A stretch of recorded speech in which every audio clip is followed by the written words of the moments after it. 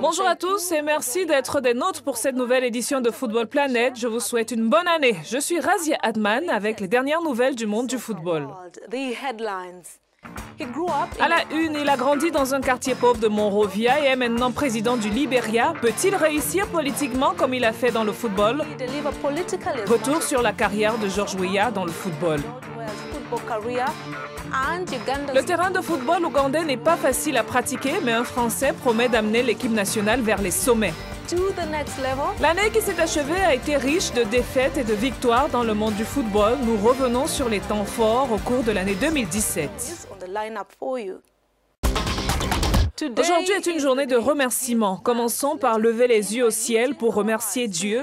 Ce sont les premières phrases du discours de George Weah après sa victoire à la présidentielle. Dorénavant, d'immenses espoirs placés en cet homme dont l'humble parcours et la renommée footballistique l'ont poussé à occuper aujourd'hui la plus haute fonction dans son pays.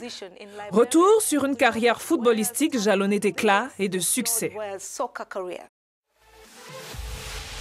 George Weah, qui a fait les belles heures des prestigieux clubs de Monaco, du PSG et du Grand Milan AC, est devenu le 25e président du Libéria, petit pays anglophone d'Afrique de l'Ouest.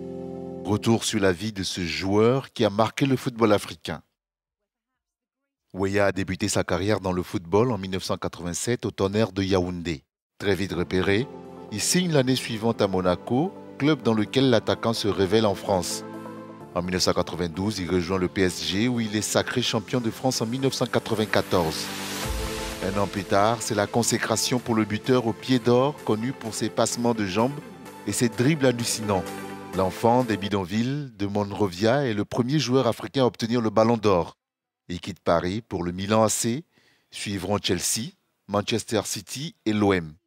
Devenu capitaine de l'équipe nationale du Libéria, il n'hésite pas parfois à payer de sa poche les billets d'avion, l'équipement et les hôtels de la sélection. En 2003, Mr George, comme on l'appelle, termine sa carrière à Al Jazeera. Il a 37 ans et décide de rentrer au pays. Un an après, cet homme généreux et intègre se lance en politique, crée son parti, le Congrès pour le changement démocratique, pour se mettre au service de son pays. Le nouveau sélectionneur français de l'Ouganda se projette désormais sur ses missions à la tête des Cranes. Sébastien Desabre, dont le recrutement a été officialisé jeudi, remplace le sélectionneur serbe Milutin Milošević. Sébastien Desabre est conscient des enjeux. C'est ma prochaine étape en Afrique. J'ai joué 200 matchs en Afrique dans 21 pays différents. J'ai joué 4 Champions League, 2 demi-finales de Ligue des Champions, une Coupe de la CAF. Je pense que c'est le moment. Ce n'est pas un problème de contrat, c'est le projet qui fait problème. Et pour en savoir plus, nous avons Clive Chazé, analyste sportif depuis Kampala. Merci Clive d'être avec nous dans ce programme. Sébastien a déjà eu l'occasion de travailler en Afrique avec des clubs, mais là, il s'agit d'une équipe nationale avec beaucoup de travail pour l'amener à un échelon supérieur sur le continent. Que va-t-il apporter à cette équipe?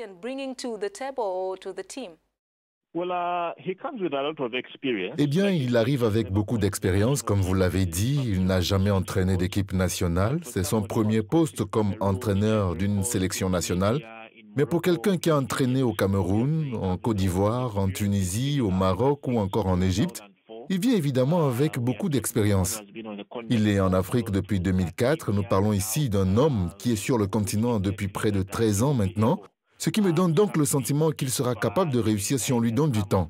Il est arrivé à la dernière minute, bien sûr, pour un tournoi qui se déroulera en janvier au Maroc, mais je ne pense pas qu'il faille le juger sur le fait que nous devrions lui donner beaucoup de temps. Il aura amplement du temps d'ici le mois d'août pour les prochaines qualifications pour le CHAN. Donc d'ici là, il aura amplement le temps d'étudier l'environnement des joueurs et tout ça.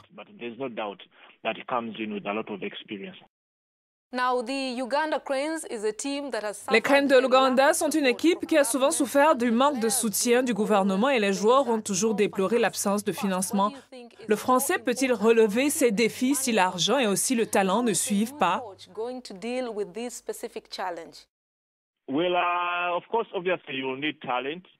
Bien sûr, vous aurez évidemment besoin de talent pour réussir.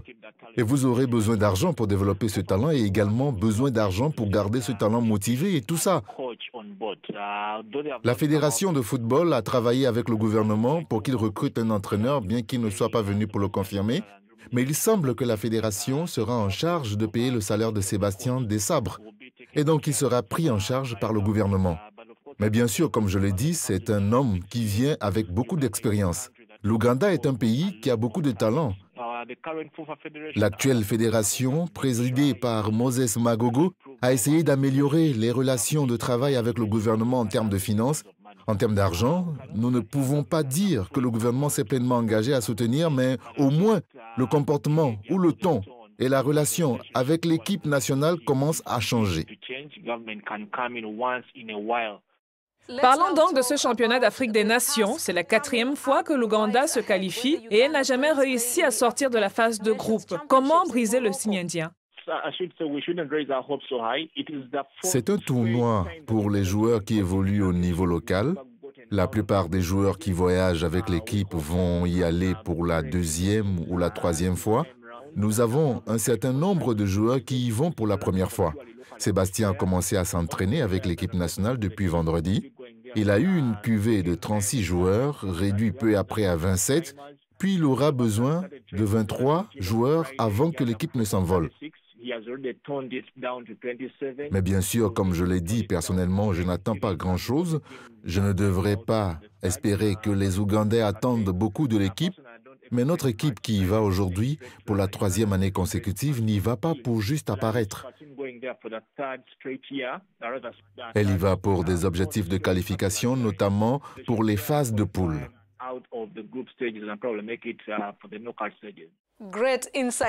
Merci Clave Kazé pour votre éclairage. Passons maintenant aux matchs très attendus qui débuteront le 12 janvier. Avant que le site marocain ne soit choisi, le Kenya avait obtenu le droit d'organiser la compétition. Mais le pays s'est vu retirer l'autorisation pour avoir pris du retard dans l'avancement des travaux. Et pour sa première sortie, le pays hôte sera opposé à la Guinée, dont la liste a été publiée le week-end dernier. Chaque équipe aura un maximum de 23 membres et au terme des matchs des 4 groupes, le premier et le second de chaque groupe seront qualifiés pour les quarts de finale. À présent, voici les groupes dans le détail. Groupe A, le Maroc, la Guinée, le Soudan, la Mauritanie. Dans le groupe B, la Côte d'Ivoire, la Zambie, l'Ouganda et la Namibie. Nous avons également dans le groupe C avec la Libye, le Nigeria, le Rwanda et la Guinée équatoriale. Et enfin, dans le groupe D, l'Angola, le Cameroun, le Congo et le Burkina Faso.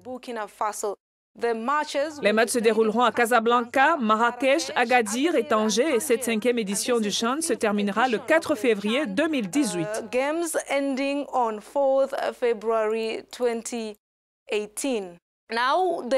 Eh bien, la République démocratique du Congo a gagné 2 fois le CHAN, la Tunisie et la Libye 1 fois. Nous allons suivre tout cela sur Football Planet. Quelle équipe soutenez-vous?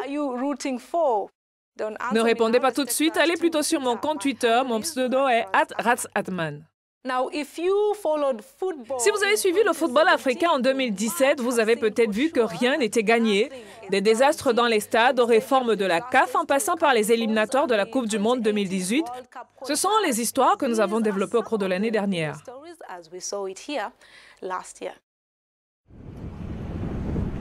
2017 était une année particulièrement dense en ce qui concerne l'actualité du football africain. Une année bien remplie en rencontres et événements.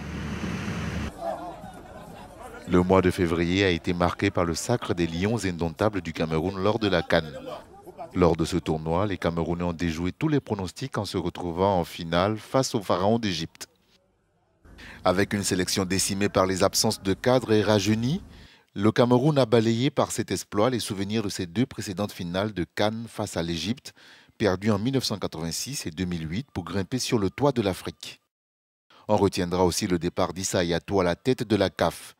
Après 29 années à la tête de la Confédération africaine de football, il a été écarté à la surprise générale par le malgache Ahmad Ahmad. Son successeur est un ancien joueur, entraîneur et ministre de la Pêche dans son pays. Il avait mené campagne contre le président sortant en promettant une transparence dans la gestion de la CAF et la fin des pratiques obsolètes. 2017 sera aussi l'année de l'échec du Kenya dans l'organisation du CHAN 2018. Le pays a perdu l'organisation de la compétition. Le comité exécutif de la CAF, réuni à Accra, pointait du doigt des lenteurs dans les préparatifs du tournoi. Certains officiels de l'institution du football africain à Accra s'étaient également inquiétés de la situation politique du Kenya. Finalement, ce sera le Maroc qui organisera la compétition qui se déroulera du 12 janvier au 4 février 2018 dans les villes de Casablanca, Marrakech, Tanger et Agadir. Les fans de football retiendront cette année l'exploit des Sud-Africains de Mamelodi Sundowns qui ont réalisé un exploit mémorable en remportant la Supercoupe de la CAF 2017 en battant le géant congolais tout-puissant Mazembe. Et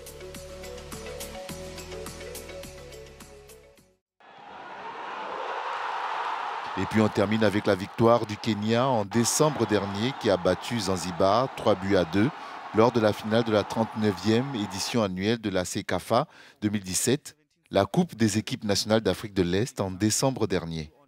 Une victoire qui illustre la suprématie du football kényan dans la région.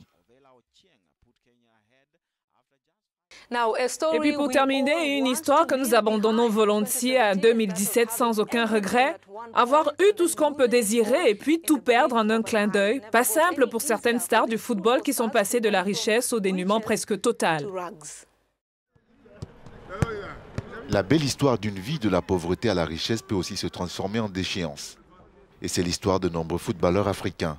Le plus récent, Emmanuel Eboué, ancien joueur d'Arsenal entre 2005 et 2011, qui a gagné des millions de dollars, mais qui s'est retrouvé ruiné, sous la paille, dépressif et sans abri, après un divorce ruineux. Galatasaray, son ancien club, lui a tendu la main en lui offrant un poste d'assistant-entraîneur pour son équipe junior en Turquie. Mais Eboué n'est pas le seul joueur africain à être tombé loin de la gloire. Le Nigérian Célestine Babayaro, milieu de terrain de Newcastle, a joué avec des gloires du football nigérian comme JJ Okocha, Daniel Amokachi et Wanko Kanu, a également fait faillite. Le footballeur camerounais Eric Djemba Djemba compte parmi les malchanceux. Il gagnait 75 000 € par mois dans son club de Manchester United.